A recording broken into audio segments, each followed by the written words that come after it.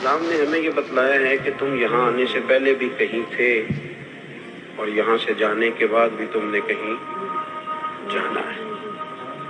اگر جزا اور سزا کا تصور ختم ہو جائے نا کہ مظلوم کو قیامت میں انصاف نہ ملے، ظالم کو سزا نہ ملے، تو پھر اس دنیا میں لوگ شترے بے مہار ہو جائیں گے، ایک دوسرے کو کاٹ کاٹ کے کھائیں گے۔ پھر تو یہاں کوئی آدمی کسی بھی جگہ قرار نہ پا سکے گا، اس کو پتہ ہے کہ جو ہے یہیں پہ ہے۔ ظالم ظالم ہی رہ جائے گا اور مظلوم مظلوم۔ اسلام نے ایک تصور دیا ہے، وہ تصور ہے آخرت کا تصور، اور یہ وہ تصور ہے کہ جس پر اسلامی عقیدے کی بنیاد کھڑی ہے کہ تم نے مرنا ہے، پھر تم نے اللہ کی بارگاہ میں حاضر ہونا، پھر تمہارے لیے جزا اور سزا کا فیصلہ ہوگا۔ ہمارے ہاں کچھ لوگ یہ سمجھتے ہیں کہ فلانا آدمی جب اپنے ڈرائنگ روم کے اندر تھا تو اس کے پاس بڑی آسانیاں تھیں، جب وہ اپنے کمرے میں تھا تو اس کے پاس بڑی سہولیات تھیں، بیڈ لگا ہوا تھا، گرمیوں میں اے سی تھا، سردیوں میں ہیٹر تھا۔ اب وہ قبر میں جائے گا تو اس کے ساتھ کیا بنے گا؟ اور نفسیاتی دباؤ دیا جاتا ہے اس بات پر کہ بڑی تنگ ہے قبر، بڑی مشکل ہے قبر۔ ہے صحیح مشکل، بڑی تنگ ہے، پر اس کے لیے جس نے تیاری کوئی نہیں کی، اس شخص کے لیے جو یہ ذہن بنا لے گا کہ جو کچھ ہے دنیا میں ہی ہے، لیکن جو بہت ساری جگہوں پہ بہت سارے سپیڈ بریکروں کا صرف اس لیے خیال رکھے کہ اگر میں یہاں رکوں گا نہیں تو میری آخرت خراب ہو، اور زندگی میں بہت سارے کھیتوں میں منہ اس لیے نہ مارے کہ یہ میرے نہیں ورنہ قیامت میں مجھے حساب دینا پڑے گا، تو پھر اس کی باغ کھڈا نہیں ہوتی قبر، اس کی قبر گڑھا نہیں ہوتی، بلکہ فرمایا قبر المومن روضۃ من ریاض الجنہ۔ اب جو بڑے بڑے نواب ہوتے ہیں نا، بڑے بڑے جاگیردار، ان کے بھی کھیت ہوتے ہیں پر باغ نہیں ہوتے، باغ تو کسی کسی کا ہوتا ہے، لیکن فرمایا قبر المومن روضۃ من ریاض الجنہ۔ مومن کی قبر کو کھڈا نہ سمجھو، گڑھا نہ سمجھو، بلکہ مومن کی قبر جنت کے باغوں میں سے ایک باغ ہے۔ آخرت کی جو زندگی ہے نا وہ بڑی شاندار زندگی ہے، اس کا بڑا مقام ہے، اس کا بڑا مرتبہ ہے۔ قرآن پاک نے کہا والآخرۃ خیر وابقیٰ، فرمایا آخرت تمہارے لیے بہتر بھی ہے اور ہمیشہ باقی رہنے والی بھی۔ دنیا میں جو بندہ آپ کو بڑا سکھی لگتا ہے نا وہ کچھ سکھی نہیں، اللہ نے فرمایا آخرت تمہارے لیے بڑی ہی بہتر، بڑی بہتر۔ 15 سال مسلسل پردیس میں رہ کے آدمی واپس اپنے گھر آئے تو اس کی ماں حیات ہو، زندہ ہو، تو بڑا استقبال کراتی ہے، اس کا دل کرتا ہے مکان ہی آج نیا بنا دوں، میرا بیٹا 15 سالوں کے بعد آ رہا ہے، بڑا بندوبست کرتی ہے۔ لیکن میرے دوستو یاد رکھنا، ماں بڑا پیار کرتی ہے، پر جب بندہ مر کے قبر میں جاتا ہے تو اللہ کی رحمتیں اس سے بڑھ کر کہیں اس کا استقبال کرتی ہیں، اس کو نوازا جاتا ہے، اس کو عطا کیا جاتا ہے۔ اور مومن کو قیامت کے دن جنت ملے گی، جنت۔ جیسا کہ ہمارے بزرگ کہہ رہے تھے، اب بات چلی گئی ہے ان لوگوں کے ہتھے، اسٹیج کے مالک وارث وہ لوگ بن گئے ہیں جو مبادیات اور ضروریات سے بھی آگاہ نہیں۔ جنت کا بڑا مذاق اڑایا جاتا ہے اور ڈھیر سارا مذاق اڑایا جاتا ہے۔ آپ پلٹ کر ذرا دیکھ لیں، قرآن مجید کی 20 آیات ہیں حصول جنت پر، جنت کی نعمتوں پر۔ نبی پاک صلی اللہ علیہ وسلم کی احادیث اتنی کثرت سے ہے کہ جنت پر ہمارے محدثین نے کتب احادیث میں پورے پورے باب باندھے، ایک دو حدیثیں نہیں، پورے پورے باب۔ لیکن قوم میں کتنا کچھ شعور ہے جنت کے حوالے سے؟ قرآن مجید کا اہم عنوان ہے جنت، کتنا کچھ شعور پایا جاتا ہے، کس حد تک لوگوں کی دلچسپی۔ میں کبھی کبھی سوچتا ہوں کہ مطلب لوگوں کو کس طرف ان کو ٹرین کیا جا رہا ہے، کدھر بھیجا جا رہا ہے، ذہن سازی کیا کی جا رہی ہے۔ نعت خاں اسٹیج پہ کہتا ہے خورے تو کیڑی جنت دیاں گلاں کرنا ہے، او دیاں گلاں جدیاں اللہ نے قرآن پاک وچ کیتیاں، اسے جنت دیاں جدیاں گلاں نبی پاک نے کیتیاں۔ لیکن وہ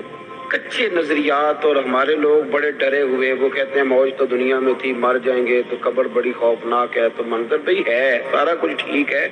لیکن آپ اپنے اعمال ٹھیک کریں تو پھر تو قبر میں آپ کا استقبال ہوگا۔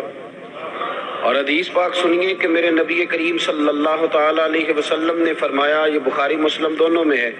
حضور فرمانے لگے تمہارے رب نے جنت میں تمہارے لیے ایسی نعمتیں تیار کی ہیں، ایسی نعمتیں تیار کی ہیں، نہ کسی آنکھ نے دیکھی، نہ کسی کان نے سنی، نہ تمہارے دل پر کبھی خیال بھی گزرا ہوگا کہ اللہ یہ چیزیں بھی دے گا، یہ والی چیزیں بھی تمہیں دے گا۔ اور حضور فرمانے لگے جنت میں تمہیں اتنا سا پلاٹ مل جائے نا جتنا کوڑا رکھنے کی جگہ ہوتی، درہ دیکھا نا آپ نے کوڑا، جتنی کوڑا رکھنے کی جگہ ہوتی اتنی کسی کو جنت میں جگہ مل گی نا، صرف اتنی۔ تو حضور فرماتے ہیں جو کچھ دنیا میں ہے اس سب سے اس کے لیے اتنی جگہ ہی بہتر ہے۔ توجہ دلائی ہماری شوق۔ اور پھر حضور نے صحابہ سے کہا تھا کہ تم نے دنیا میں اس طرح رہنا ہے جس طرح کوئی مسافر رہتا ہے، کن فی الدنیا کانک غریب او عابر سبیل او کما قال صلی اللہ علیہ وسلم، اس طرح وقت گزارنا جس طرح مسافر یا راہگیر وقت گزارتے۔ تو کبھی بھی کسی بندے نے کرائے کے مکان پہ پیسے نہیں خرچ کیے، وہ کہتا مجھے کیا مصیبت بنی ہے کرائے کے مکان پہ لگاؤں، میں اپنے مکان پہ لگاؤں گا، اپنا خریدوں گا تو لگاؤں گا۔ پردیس میں جو لوگ جاتے ہیں 30 سال رہتے ہیں پر کمبل بھی نہیں بدلتے، وہ کہتے ہیں یہ میرا گھر تو نہیں نا، میرا گھر تو پاکستان میں، حالانکہ یہاں آ کے وہ 10 دن رہتے ہیں پھر لوٹ جاتے ہیں، لیکن یہاں پیسہ خرچ کرتے ہیں۔ اصل گھر سمجھتے ہیں کہ میرے وطن میں ہے، میرا اور آپ کا اصل گھر رب کریم نے جنت میں بنایا۔ آپ دیکھیں رسول کریم صلی اللہ تعالیٰ علیہ وسلم کے احوال شریفہ کو، سیرت مبارکہ کو آپ مطالعہ فرمائیں تو حضرت عمر فاروق رضی اللہ تعالیٰ اپنی طبیعت کے لحاظ سے ایک سخت مزاج آدمی تھے، جلالی تھے، اصول پسند تھے، لیکن کہتے ہیں ایک دن میں ملنے گیا سرکار کی بارگاہ میں تو حضور سو کے اٹھے تھے، تو کمر مبارک پر نا موٹے بان کی چارپائی کے نشان پڑے ہوئے تھے، موٹے بان کی چارپائی۔ تو حضرت عمر کہتے ہیں میں رو پڑا اور بڑے خلوص کے ساتھ رو کے عرض کرنے لگے یا رسول اللہ صلی اللہ علیہ وسلم، کیسر و کسرا اللہ کے دشمن ہیں اور وہ اتنی موج کرتے ہیں، مخملوں پہ سوتے ہیں، آرام دہ جگہ پہ، اور آپ اللہ کے حبیب ہو کے۔ کہتے ہیں کہ میں نے رو کے کہا، توجہ ہے نا میری بات پر، وہ پہلے ہی بڑے مخلص تھے اور مرد کے آنسو اکثر خالص ہی ہوتے ہیں، تو کہا کہ رو کے میں نے عرض کیا، سرکار دو عالم صلی اللہ علیہ وسلم نے مجھے شاباشی نہیں دی، یہ نہیں فرمایا کہ اللہ تیری محبت قبول کرے، یہ نہیں فرمایا کہ تیرا پیار اپنی جگہ ٹھیک ہے، بلکہ نبی کریم نے آپ میں جس طرح بات سمجھانا چاہتا ہوں اس کو ذرا اس پہلو میں لینا۔ یہ نہیں فرمایا کہ عمر کوئی نہیں اللہ خیر کرے میں سکون میں، یہ بھی نہیں فرمایا۔ حضرت عمر کہہ رہے ہیں کہ یا رسول اللہ صلی اللہ علیہ وسلم اللہ کے دشمن بڑے آرام میں ہیں اور آپ تکلیف میں ہیں، تو حضور حضرت عمر سے کیا کہتے ہیں؟ سرکار فرماتے ہیں عمر کیا تم یہ پسند نہیں کرتے کہ وہ دنیا میں تھوڑی بہت موج کر لیں اور آخرت میں ذلیل ہو جائیں،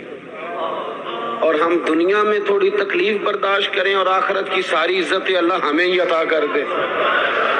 فرمایا تم جو پسند کر رہے ہو اسے پسند نہ کرو بلکہ آخرت کی نعمتوں کو پسند کرو۔ یہ باقاعدہ تربیت دی، یہ باقاعدہ شوق دیا، یہ باقاعدہ تیاری کی۔ حضرت انس بن مالک رضی اللہ تعالیٰ عنہ فرماتے ہیں کہ میں اس دن کھڑا تھا جس دن شہدائے احد کی تدفین کی جا رہی تھی، تو حال یہ تھا کہ حضرت صفیہ رضی اللہ تعالیٰ عنہ نبی پاک صلی اللہ علیہ وسلم کی پھپھو جان، انہوں نے جب دیکھا نا کہ میرے بھائی حضرت امیر حمزہ کا سارا وجود کاٹ دیا گیا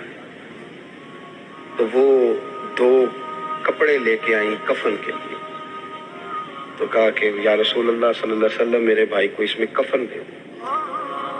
اللہ کے محبوب صلی اللہ علیہ وسلم کفن دینے لگے تو ساتھ ہی حضرت مصعب ابن عمیر کی لاش مبارک پڑی تھی، وہ بھی شہید ہو گئے۔ سرکار فرمانے لگے پھپھو میرا دل نہیں مانتا کہ اپنے چچا کو تو 2 کپڑوں میں غسل دے دوں اور مصعب ابن عمیر کو ایسے ہی دفن کر دوں۔ تو پھوپھی کہنے لگی کہ حضور آپ اس طرح کریں، ایک کپڑا انہیں دے دیں اور ایک انہیں دے دیں۔ اب ایک کپڑا چھوٹا تھا ایک بڑا تھا، اللہ کے رسول نے بڑا کپڑا حضرت مصعب ابن عمیر کو دیا، چھوٹا کپڑا حضرت امیر حمزہ کو دیا، فرمایا میں ہم اس کے وارث ہیں، یہ ہمارے خاندان کا ہے، تو ہم دوسروں کے لیے قربانی دیں گے، اظہار کریں گے۔ لیکن وہ بڑا کپڑا دیا تو وہ بھی حضرت مصعب ابن عمیر کو پورا نہیں تھا، حضرت امیر حمزہ کو بھی پورا نہیں تھا۔ اگر سر ڈھانپتے تھے تو پیر ننگے ہو جاتے، پیر ڈھانپتے تھے تو سر ننگا ہو جاتا تھا۔ قربان جائیں، حضرت انس بن مالک کہتے ہیں لوگ یہ منظر دیکھ رہے تھے اور رو رہے تھے، پر حضور نے ایک فکرہ کہا تو ہماری سوچیں بدل دیں، اور میں کیوں پریشان ہوتے ہو، انہیں دفن کرو، تم قبر پہ مٹی ڈال کے سائڈ پہ ہو جاؤ، اللہ ابھی انہیں جنت کا لباس عطا کر دے۔ ابھی 1 منٹ کی بات ہے، انہیں جنت کا لباس ملے گا، اور شاندار لباس ملے گا، اور اعلیٰ لباس ملے گا، اور وہ ملے گا جو میرا رب اپنے فضل سے عطا فرمائے گا۔